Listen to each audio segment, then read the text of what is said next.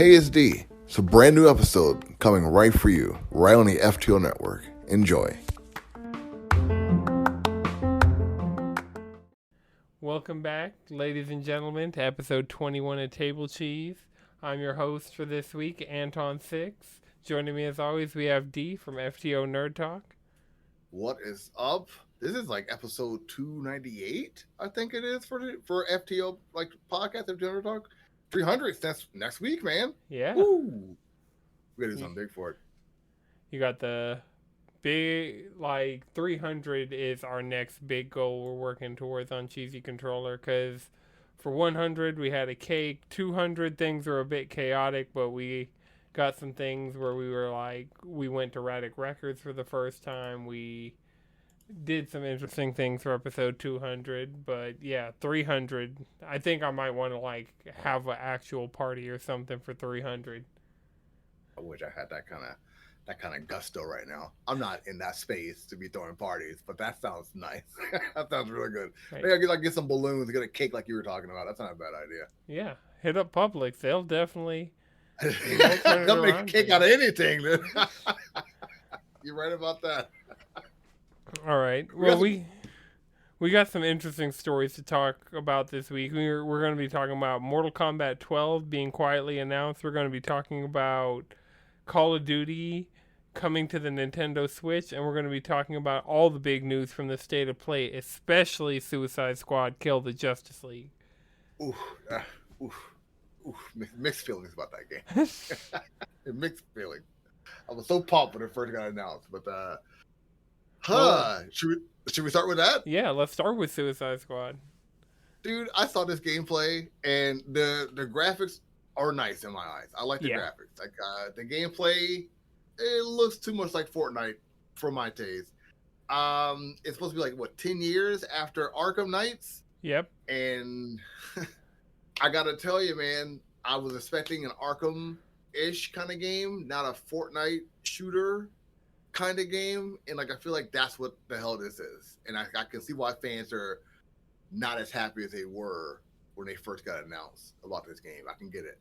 It took them a bit too long, in my opinion, to let us know what the game was. And I remember a couple weeks or months back, the home screen leak. We got images of what it was going to be, and we talked about it on Table Cheese about being worried about this isn't what we want from our superhero games. This isn't, and it seems like they're fully committed. They could have come out and been like, no, those screenshots were a work in progress.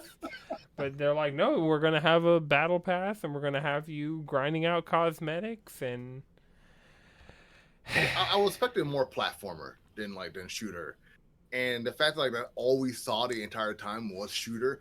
Yeah, some of it had the Horizon kind of look to it, where you destroy a giant boss by shooting at certain spots, kind of Destiny at the same time too. But that's not what I wanted to get myself invested in, dude. Not at all.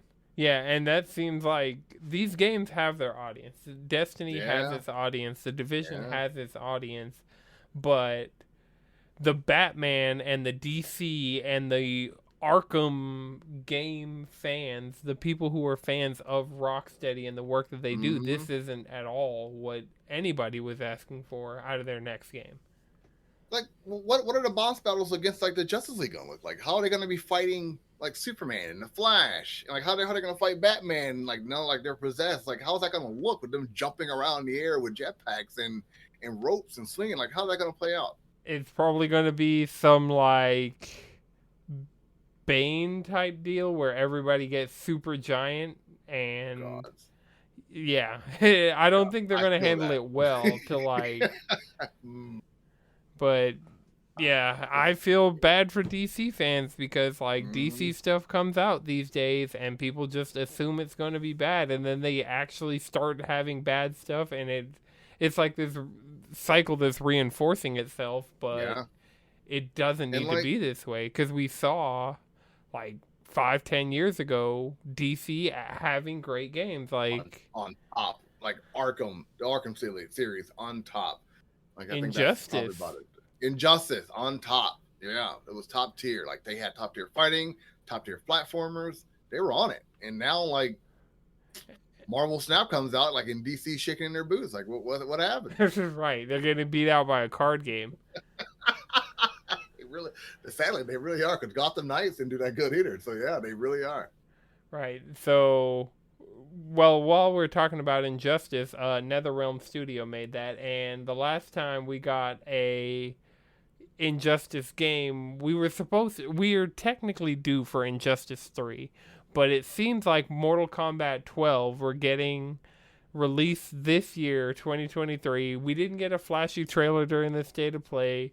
We didn't get a huge reveal on like, a stage show.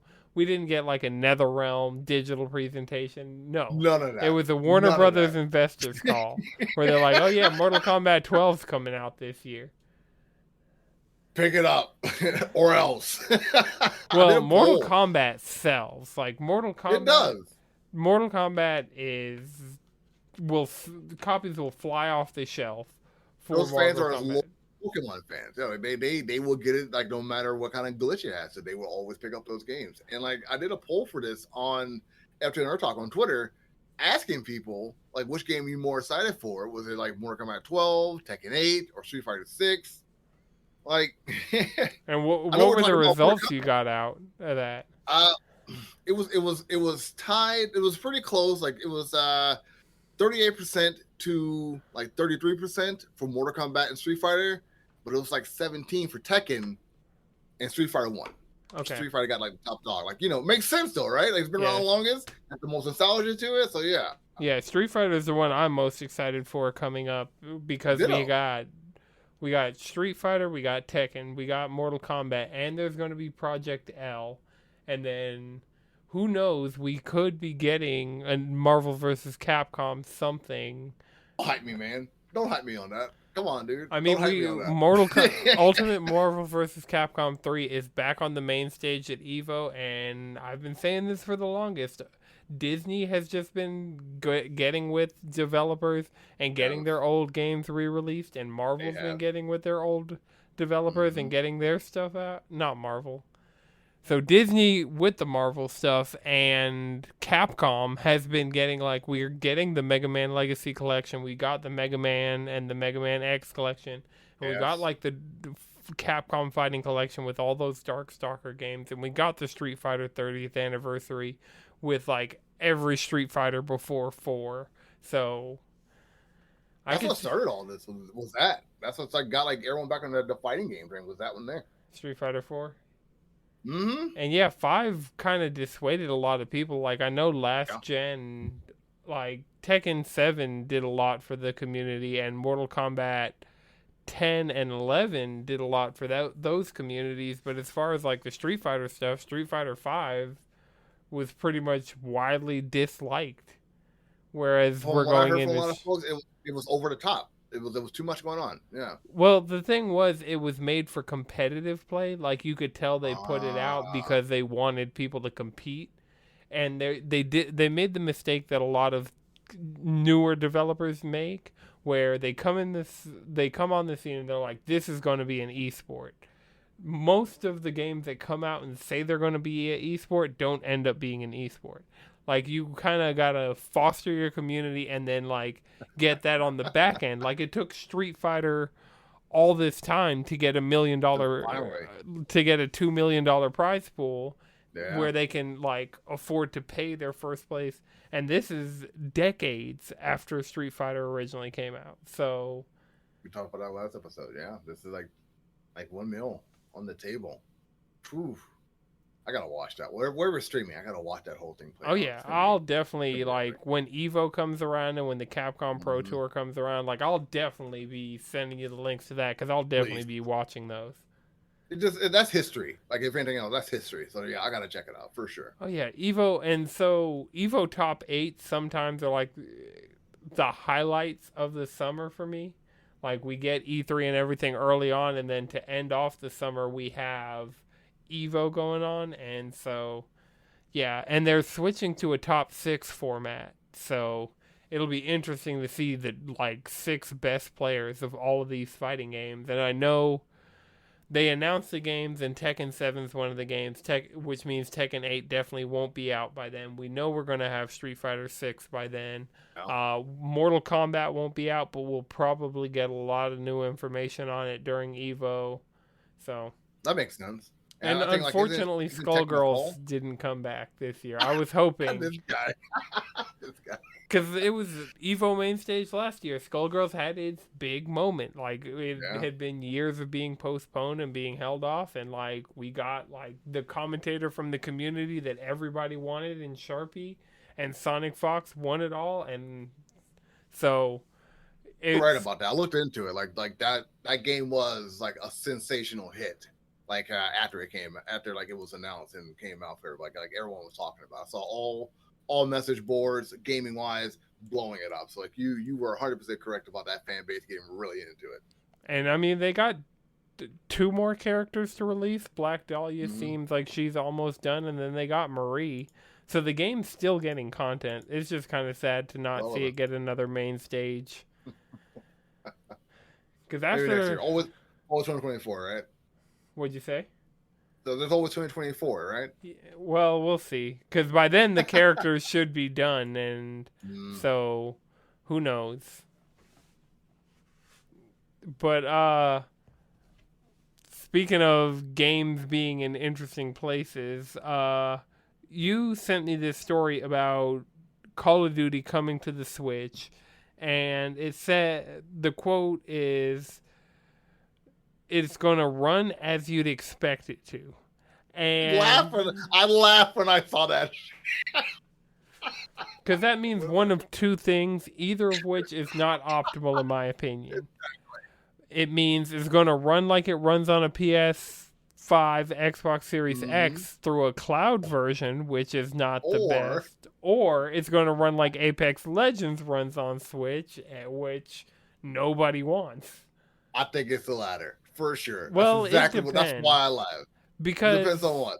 Because to play Call of Duty multiplayer, you need a connection anyway. So if you need an internet connection, why wouldn't they just do a cloud version? Because they've gotten good results out of just streaming it on the cloud. And Xbox is already heavily invested with xCloud. And if they're going to be the publisher of Call of Duty, why not just put an xCloud app on the Switch where people can play an Xbox Series X in a server rack somewhere will be running Call of Duty and streaming it to somebody's Switch, and that'd be so.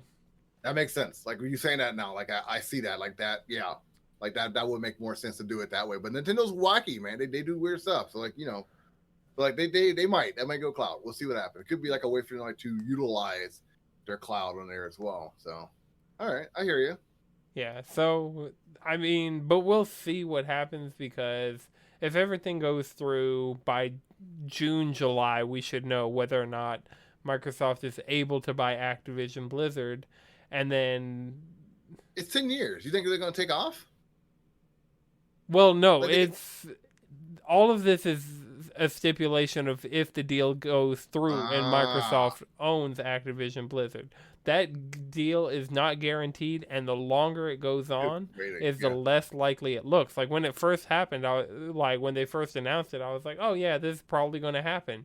And then as time goes on, I'm getting less and less and less and less certain that this deal's going to go through because PlayStation's really fighting it, and Google seems to be really fighting it. But then Nvidia and Nintendo are supporting it, so who knows how it's going to shake out.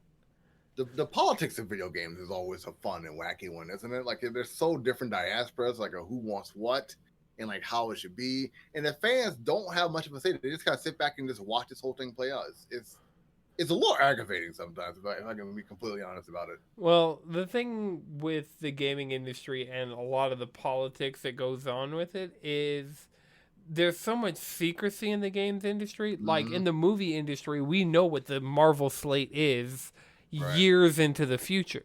We don't know the PlayStation slate or the Activision slate or the Microsoft slate.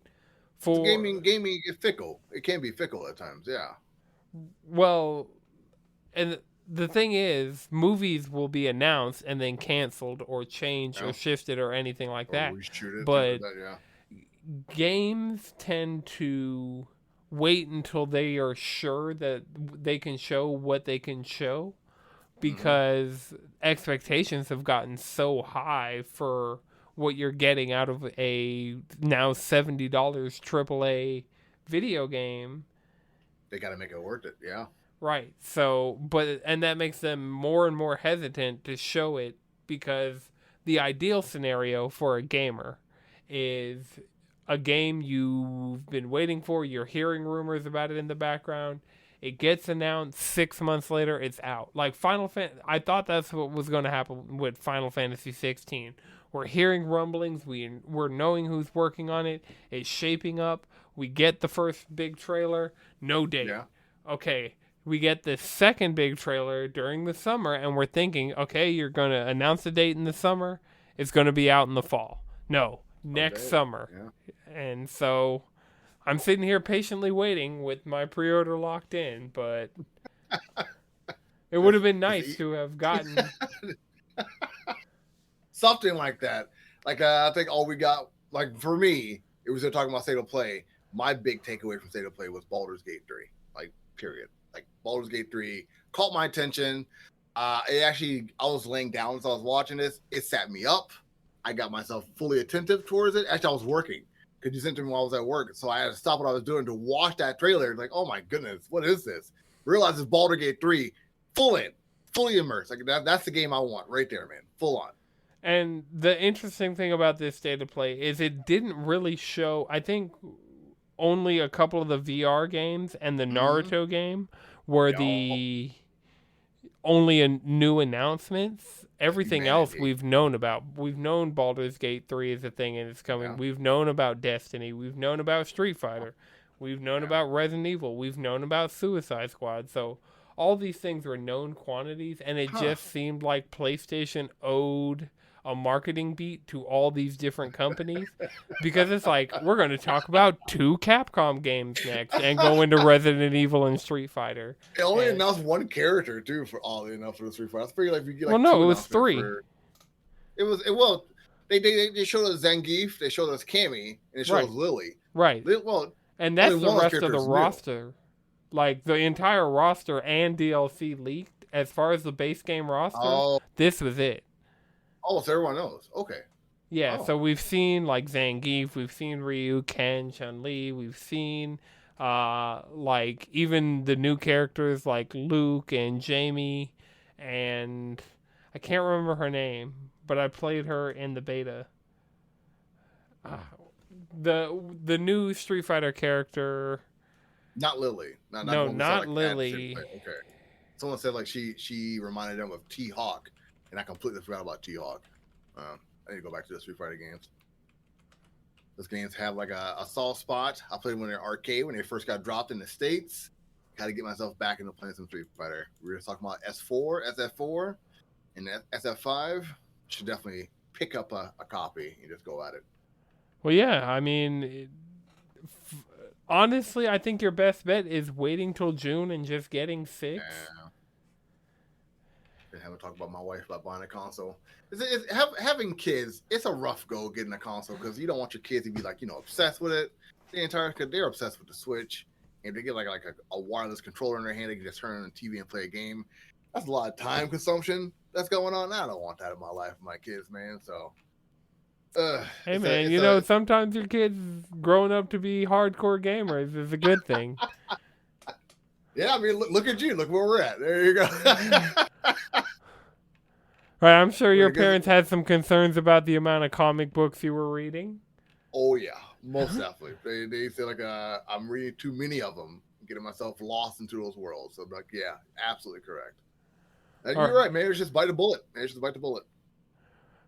And the character I couldn't think about earlier was Kimberly, one of the new characters in Street Fighter 6 that I was playing in the beta.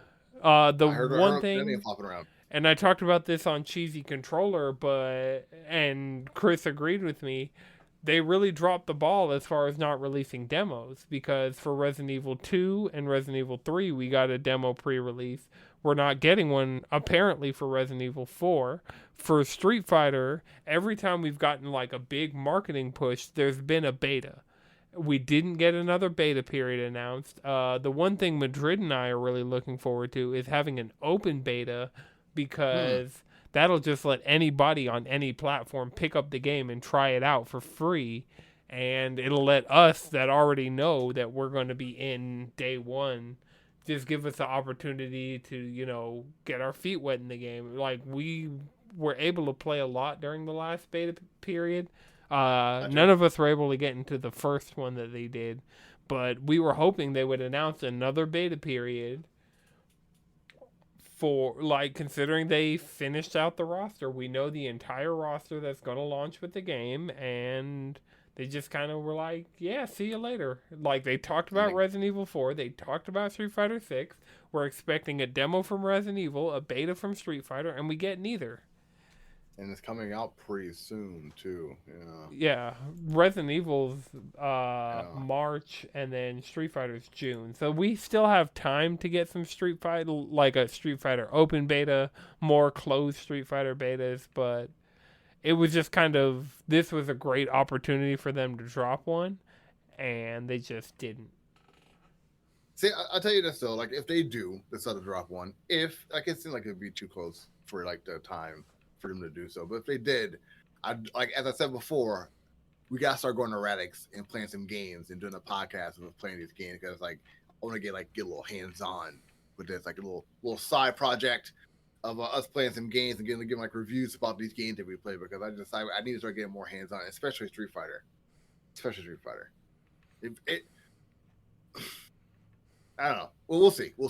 Well, yeah. All you got to tell me is the time and the day, and make sure I bring my controller. I'll even bring my fight stick if you want to like mess around in it a little bit. Like, I mean, she's a pretty gal, so absolutely, I'm in for it.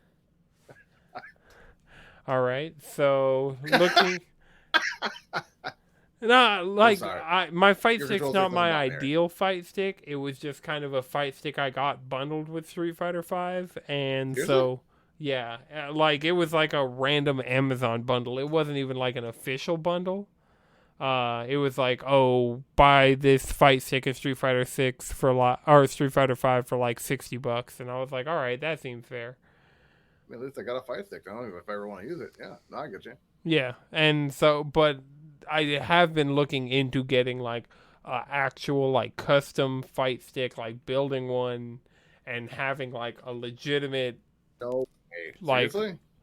Yeah, well, because they're not that complicated as far as like internals. It's just a matter of picking what kind of stick you want, what kind of buttons you want, what kind of like material you want it made out of. And I mean, as far as like the wiring, you can just kind of like buy a motherboard and run the cables. Just put it on there, yeah. So that's cool. If you do that, please document it. I want to see how that plays out for you, man. That'll definitely be one of those ones. And I mean, like, I've been looking into artists to commission to do like custom art for the front of it. Oh, that's nice. I like that. Yeah, I'm definitely on r/fight sticks a lot. And like, that's one of the things, one of the hashtags I follow on Instagram is fight sticks, is just give me inspiration. Dude, see, like, here's the thing about like fight sticks to me. Even if, like, as you're saying, they're not as commonly used in the scene as we think they are. Just looking at them alone, it's like cool in my eyes. Like, just having them around, you know what I mean? Yeah. Whew, thinking chills are thinking about that. Like back in the day, that was like the sign of like somebody wants to start some shit. They got their fight stick out. I remember cartridge in the early on days where they were still at Wonder Kid and I was still like able to go on a regular basis. There would be a guy who would show up because they'd have weekly fighting game tournaments. They had a guy who would show up with a full-fledged fight stick because that's how he felt most comfortable playing, and it was there to actually compete. So I like it. I think I missed that part also. Getting back into shape, getting myself a little bit more amped up. I feel like that competition spirit that I once had when I was younger is starting to come back to me. Oh man, it's starting to come back. Well, and like I used to play pretty hard with games, man. Like in Anton, you may got yourself some competition when it comes to the gaming world. Like if you give yourself a Monster Hunter, if it's good, Maybe going out. I know like you got like what, maybe 90 hours on Monster Hunter already. I think I just looked and I'm in the 80s, but Oof. I have 2 more hub quests left to complete. And the first of the 2 was just like running me through the dirt earlier. So, Okay. but yeah, I mean, yeah, if you were to get a console, we're definitely going to be getting an announcement of a new Monster Hunter game this year. It's definitely going to be coming to PlayStation, and that definitely, yeah. Keep looking at these red boxes, but I keep then I think I was like, wait, Anton got me. Like, what am I doing? Anton got me covered. He knows how like to set me up with the games, man, because he got the end. He got to know. Yep. Gotta get to it. There was always. Are we have any more to talk about? Is anything else on the docket? Well, I kind of wanted to talk about the Naruto game because, Oh, please. I know a lot of people said that like it like what's the word that you use, trash. People said it looked like trash. So, like I well, thought you it's a Cyber Connect to Naruto Ultimate Ninja Storm game. This Okay. is the 5th full-fledged one of this we're getting. We've been getting these since the PS3. Like, I remember I got the original Naruto Ultimate Ninja Storm with my PS3, and I've been I playing remember them that ever game. since. Like, I kind of fell off in the 3 era, but I remember going into a GameStop in the early PS4 era and seeing Naruto Ultimate Ninja Storm 4 and just Everywhere. being like, here, take my money. I need this right now. So, I mean, like every Naruto fan had to have it too. Like you when you did go inside those stores, you see people right in the front playing that game on the demo. So no, I hear you. right. So, for me, this is like I enjoyed Cyber Connect 2. The last game they did was the Demon Slayer game that I played actually pretty heavily earlier on in 2022. And so for this to be the next one and for it to have all of the characters from all the previous games as well Right. as a couple new characters, like they've kind of run the well dry because even the last one had Baruto characters in it, but I saw. for this to be a native PS5 one, the community around these games is actually like serious. Like they're not the biggest communities, but the Right. communities around the CyberConnect 2 Arena Fighter anime games, like I looked on YouTube for like tier lists and stuff and fell down this rabbit hole of like people actually analyzing like the damage values of characters and like Like it's getting getting a these games resurgence. down to an actual science. So for most people, like they're going to completely pass this by. Naruto's kind of lost a lot of its relevance. It is good that for the 20th anniversary of Naruto, we're getting this game. So for people like It needs, me that it needs a resurgence. It does. Like anime wise, it well, needs a resurgence. they're going to keep putting out Baruto, and that's going to keep wounding and injuring those of us. Like, I'm a diehard Naruto fan, and if you bring up Baruto in my presence, we might have some words. Like, I mean, the best way to fix that kind of problem in any platform is to kill somebody that people like. That's the best way to do it. You know what I mean? It'll make them love it or hate it more. So there you go. well, I mean, the thing is, like, sure, they could kill Naruto. Like, they've already kind of killed a major character from the original Naruto as part of Baruto. And Okay. so I think Baruto's past redemption, like they didn't take enough time after Naruto concluded to try and force feed this new generation, and like they've put so much money and invested so much into it that we could have just gotten something new. Maybe a time jump. It sounds like it happened Well, the yeah, same it kind of is a problem. time. It's a time jump. So But, from but a base time jump Naruto, away from the Naruto character. I feel like it's the same thing that's happening with Star Wars, where they're gonna start going right? away from the Everybody's a Skywalkers. Skywalker, right? Mm-hmm. Like we don't need like more More stories Skywalkers. about the Uzumakis. Like there are all Exactly. these other clans. There's all this world building in Naruto Yeah. about all these different factions, all these different villages that we Let's rarely into get it. to see. Like there's all this stuff that was built up that they could really just go off somewhere else Yeah.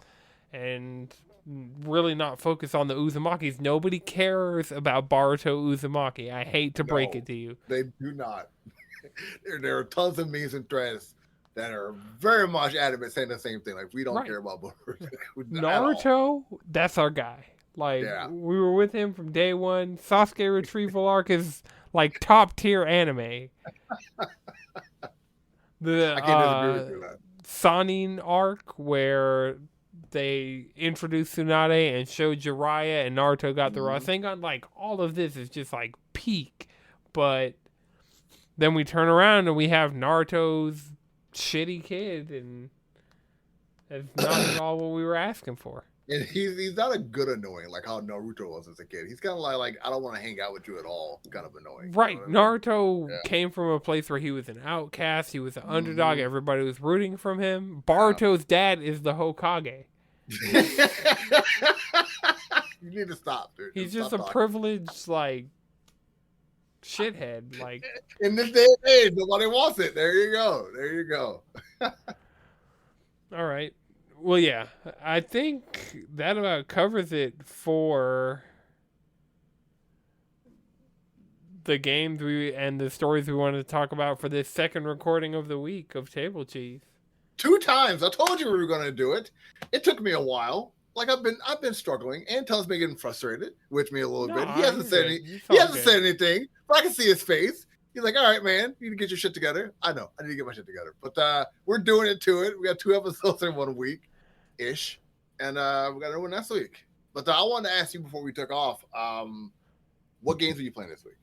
I mean, more Monster Hunter. I've got those 2 quests left. I was really tearing through because I wanted to get the trophies for completing all the quests, and it's keeping me away from getting Wild Hearts. Because, like, I really don't need to buy Wild Hearts at full price. Like, I can definitely wait on the sale on it. Yeah. And so I'm playing Monster Hunter. I dipped into Horizon Forbidden West a little bit. And What'd you think? I mean, I'm just not a fan of these games. Like, I'm more of a melee kind of... Like, when I make my own character, I have a giant sword or a giant axe, and... Not guerrilla warfare kind of stuff, I guess. Right, yeah. I like bows, and, like, range damage are just almost never my play style in anything. So, like, for having a game entirely focused around bow and ranged combat... And then Aloy, in my opinion, is not the strongest character. Like, even out of the PlayStation first party stuff, like, yeah, she's the game kind of deadpan. Yeah, right. She's just kind of like a vehicle for us to experience the world through. Like Harry Potter. But yeah, at the end of the day, it's still, more power to everybody who are big Horizon fans. It's just not for me. Like, I enjoyed the first one. Yeah, it's fun. It's cute. It's like I feel like it can get old after a while, but I feel like if you like it, which I do, I feel like you can get kind of, I wouldn't say immerse, but definitely like get the fun that you want out of it. But like I'm with you. Like if I want to play a game like that, I have to be a tank. Like I have to be a tank. Right. I hear you. Yeah. Tank life. But yeah, that's. There are rumors about, and apparently there was code in the original Horizon when it came out on PC for a co-op. And so I could see that being really interesting because a lot of the people who are knowledgeable about it are saying it's a Monster Hunter-like. And I could see a Monster Hunter style game from Sony first party being like really amazing and like adding more to the combat than just bows and like range stuff, like actual have people get in there and get their hands dirty. And so I could, especially after seeing what they did with Ghost of Tsushima Legends and that being so effective as a multiplayer experience on top of one of their existing IPs, I just hope that it comes out and it's good. Like, I don't think, like, I didn't finish the original Horizon, like Zero Dawn. I'm probably definitely not going to finish Forbidden West, but when that multiplayer game comes around, if it is, like, 3 to 4 players going out, taking on these giant robotic monsters, and they can add melee classes, and... Mm-hmm.